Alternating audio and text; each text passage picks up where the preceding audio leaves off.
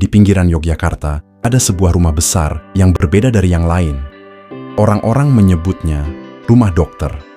Dulu, rumah ini milik seorang dokter terkenal. Katanya, dia hidup sendiri setelah keluarganya meninggal secara misterius. Sifatnya berubah drastis, jarang keluar dan sering terdengar berbicara sendiri di malam hari.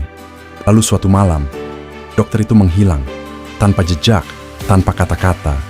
Sejak saat itu, rumah ini kosong, dan pertanyaan besar tetap tersembunyi di dalamnya. Di rumah ini, kejadian aneh mulai terjadi.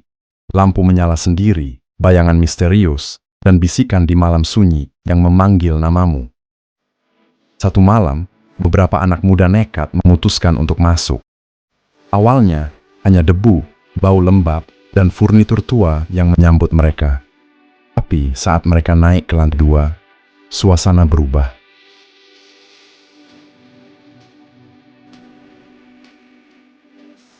Kalian pasien baru ya?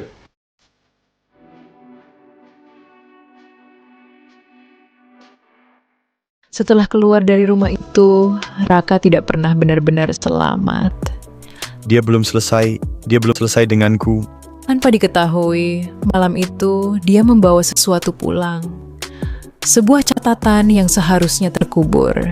Isinya aneh, lebih dari sekadar catatan medis. Kita pikir dia masih di rumah itu, tapi ternyata Raka telah membawanya pulang.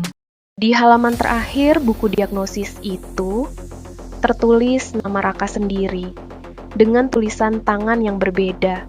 Hari-hari berikutnya, Raka berubah drastis. Senyumnya terlalu lebar, matanya kosong namun tajam. Diagnosis belum selesai. Besoknya, Raka menghilang. Mereka langsung tahu kemana dia pergi.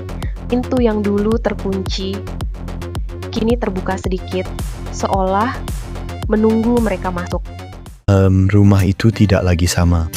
Lorong terasa lebih panjang dan suara seperti banyak orang berbisik bersamaan. Di lantai 2, mereka menemukan ruangan yang sebelumnya kosong. Sekarang berisi ranjang-ranjang tua.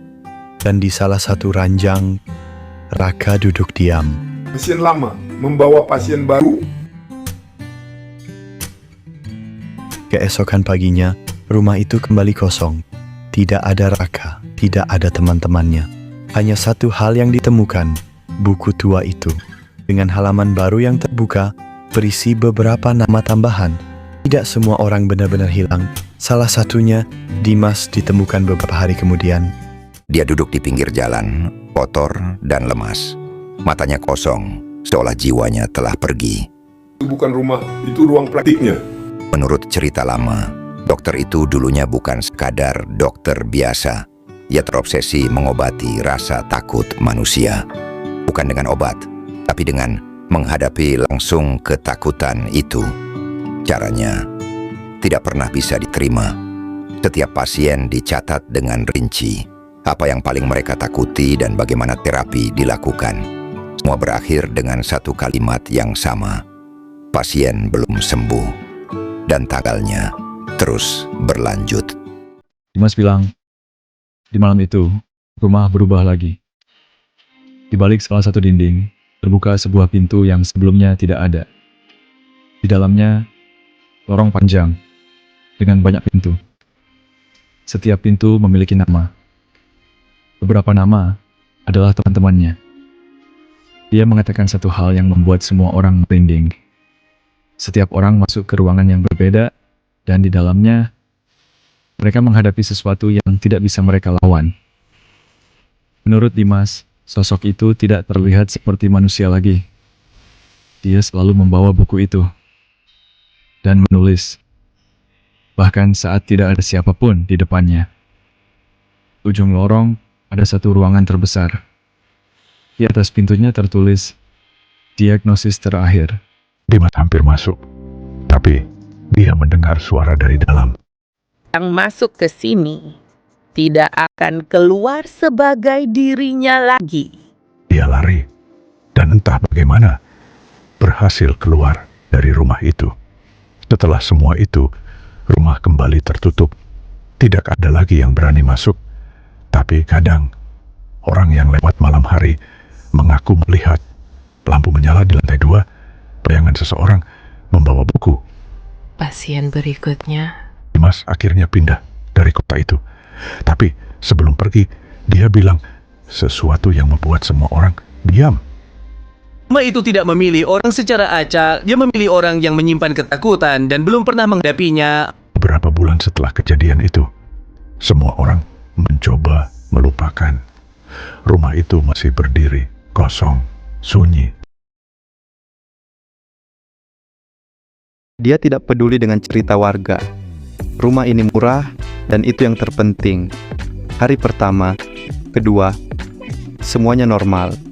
Sampai dia menemukan laci tua itu di lantai 2. Sebuah buku kosong. Menunggu untuk diisi, katanya. Dia hanya menganggapnya buku tua biasa. Malam itu, dia terbangun. Bukan karena suara, tapi karena perasaan. Seperti ada yang memperhatikan. Di sana, di halaman pertama, tulisan tangan yang tidak dia kenal. Nama, dirinya sendiri, status, pasien baru. Tangannya gemetar. Dia mencoba menutup buku itu. Akhirnya, kamu datang juga. Keesokan paginya, pria itu menghilang. Beberapa hari kemudian, buku itu ditemukan. Sekarang tidak kosong lagi. Halaman demi halaman terisi nama. Warga akhirnya sadar, rumah itu tidak pernah benar-benar berhenti. Ia hanya menunggu penghuni baru. Dan sampai sekarang, jika kamu lewat di malam hari dan melihat lampu menyala di lantai 2, jangan berhenti. Jangan melihat terlalu lama.